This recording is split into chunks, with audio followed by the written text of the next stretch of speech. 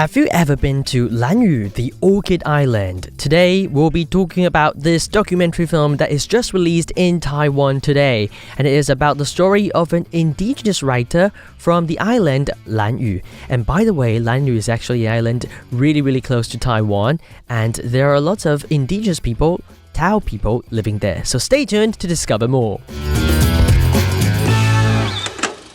Hey, come on! The screening is about to begin! This is Cinematic Motif.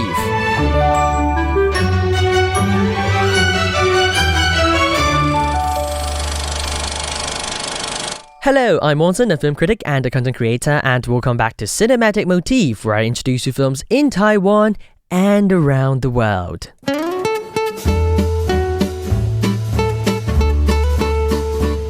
Alright, so as promised, today we are diving deep. That is quite literally, deep into a piece of cinema that felt less like a screening and more like an immersion. So recently, about 2 months ago at the 2025 Taipei Golden Horse Film Festival, there was a documentary that premiered and left the audience in a state of collective reflection. Its title is I Dream of the Ocean, 大海浮梦. So this documentary film isn't just a biography, it is reciting the story of the indigenous Tao people who reside in Lanyu, an island near Taiwan, through the life of a legendary littérateur. His name is Syaman Rapongan, or in Mandarin we call him Syaman Rapongan. So if you have been to a school in Taiwan, if you went to school in Taiwan, you would have read some of the works by Syaman Rapongan. I was thinking about, Syaman Rapongan. He is a very famous indigenous writer in Taiwan, and basically this whole documentary is about him. So today we're going to talk about this documentary, which is released in Taiwan today, and if you're in Taiwan, lucky enough, you can go watch the movie in the cinema.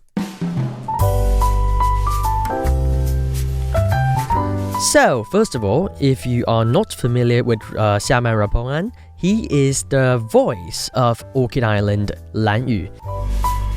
You know, indigenous writers, there aren't that many indigenous writers in Taiwan in the past, but now there are more and more writers rising. And Syaman Rapongan, he is one of the, I would say, the earliest writers of indigenous literature in Taiwan. But he does not write in his mother tongue, he writes in Mandarin, but his way of thinking is still in his mother tongue, and we're going to talk about that later on the show today. So first of all, this movie, I Dream of the Ocean, it uses a beautiful, non-linear structure, interweaving footage from various eras to show how the Syaman Rapongan bridged the bond between father and son through the tatala, that is the traditional Tao canoe, and the power of the written word. So in this movie, we get to see him and his son building this tatala, that is the canoe, together. And what struck me most about this movie was the director's process. So I went to the press screening a few days ago, and the director Zhou Wenqing said that they didn't just pick up a camera.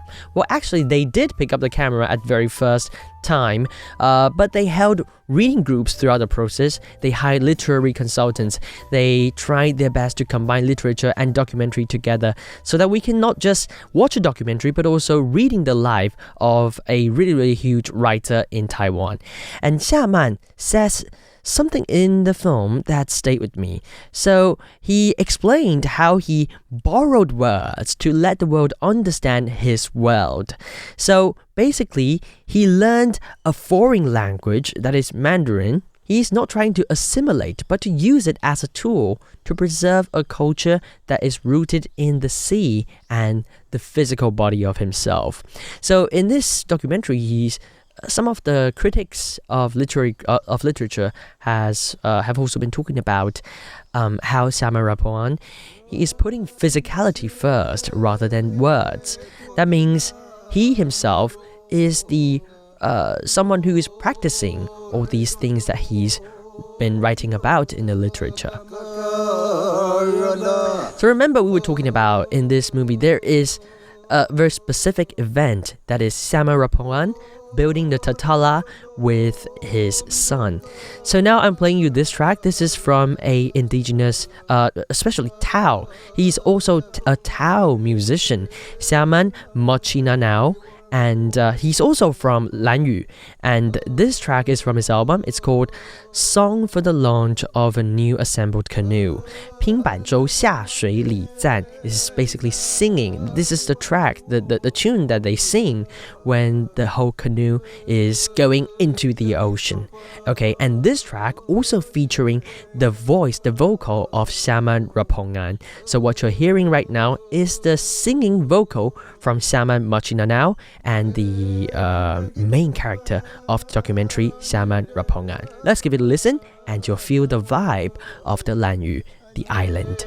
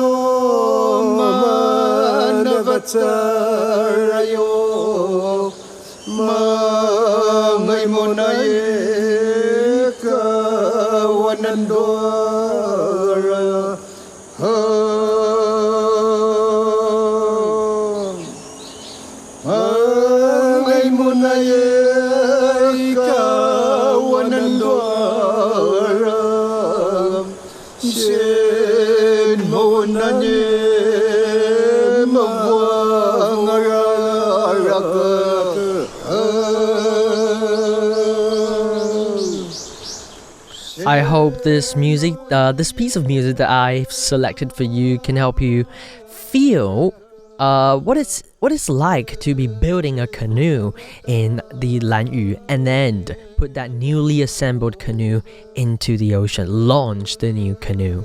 This is Cinematic Motif on Radio Taiwan International. Today we're talking about the documentary film I Dream of the Ocean, 大海浮梦, which is the story of the very famous Tao literature. He is a writer from Lanyu. So in this movie, there is a biting honesty regarding this, the concept of status. So in our modern world, especially in Taiwanese society, we are taught that a diploma equals knowledge. But Syaman in this movie, he flips this concept. He suggests that while a degree can help you climb the social ladder, and it's probably the easiest way for an indigenous person like him to climb in the Han society, it doesn't make you wise. He notes he could have finished his PhD, but if you return to the Orchid Island, and especially back to the tribe and can't understand the culture, you are effectively an idiot.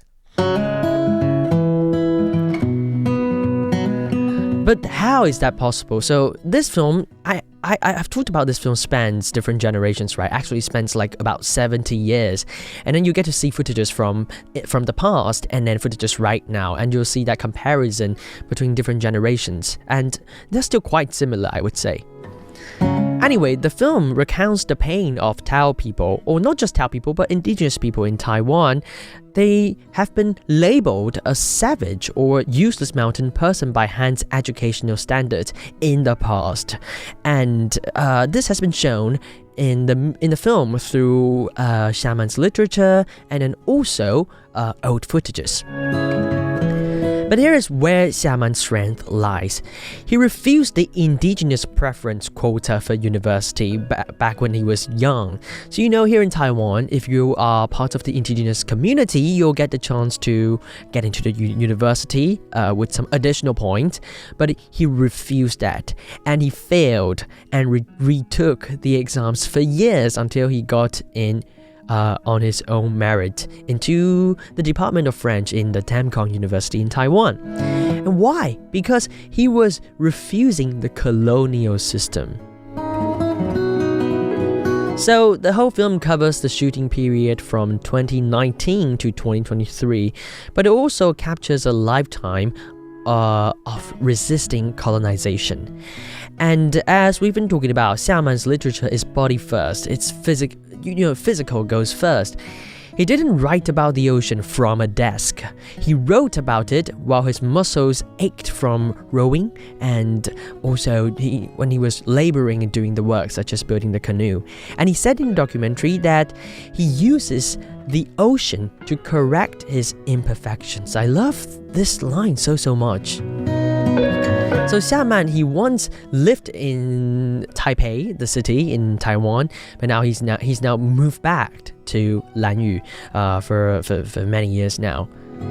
And the whole boat building thing in the narrative of this documentary, the Tatala, it isn't a hobby. It's for the flying fish season. So flying fish is one of the most important fish, the species in Lanyu. And yes, so the whole traditional culture is not for fun, it's not for something interesting. It's basically their traditional value and also how they are surviving in a way. And all these things, the traditional culture, the canoe, and then working with the sun, and then walking in the land of Lanyu, you can feel that breath of the land as the interesting quote from the film. So interestingly, when they were talking about the breath of the land, it was Syaman being corrected, like his Mandarin pronunciation is not that accurate about the breath, 呼吸. So Syaman said 呼吸, and they were talking about Syaman's mispronunciation. But I would say it's very interesting. Syaman might not be able to pronounce this breath word in Mandarin very accurately, but he knows the breath of the land. He knows the breath of the Lanyu Island, and we can read that in his literature. Now let's play another track from Xie Yongquan Syaman Machi Now Now's album. This track is called 不要害怕, Don't Be Afraid, and I feel like this is so beautiful. Let's give it a listen so that you can feel the vibe from Lanyu and feel the vibe of the Tao people there.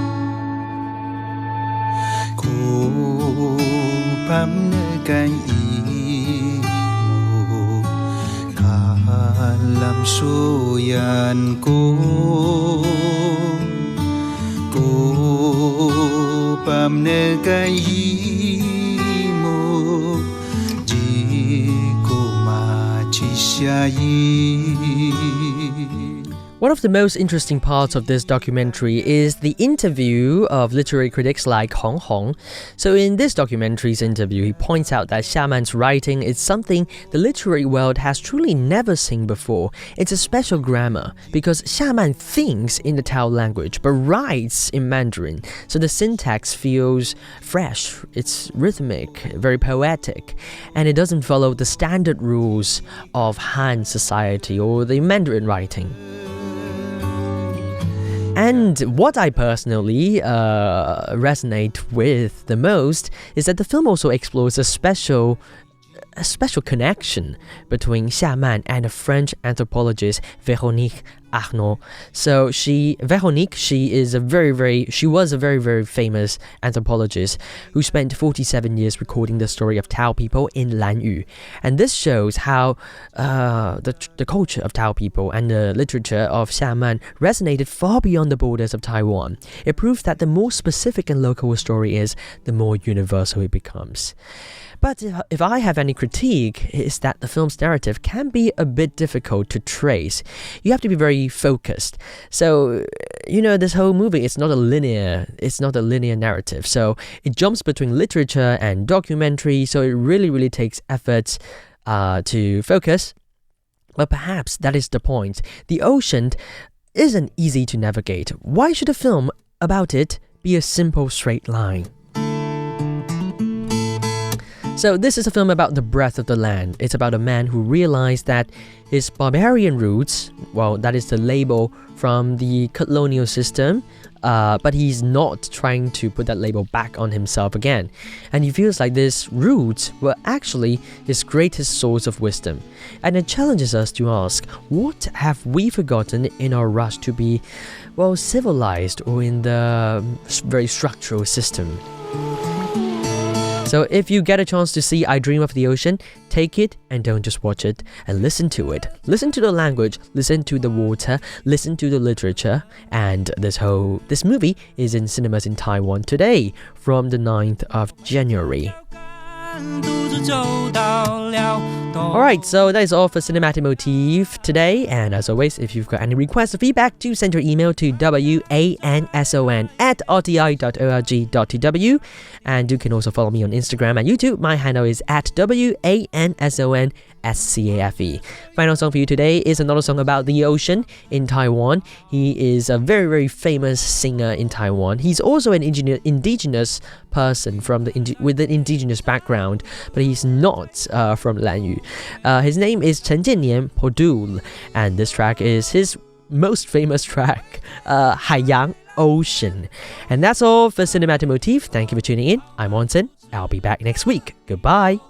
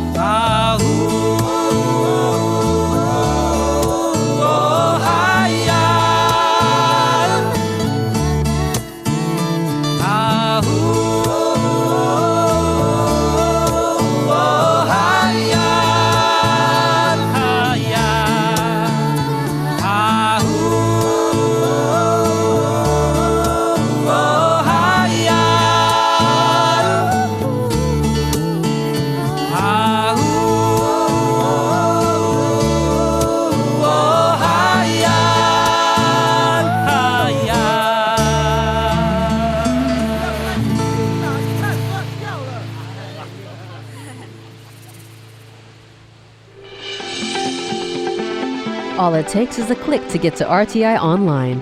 You get exercise for your finger and exercise for your mind at rti.org.tw.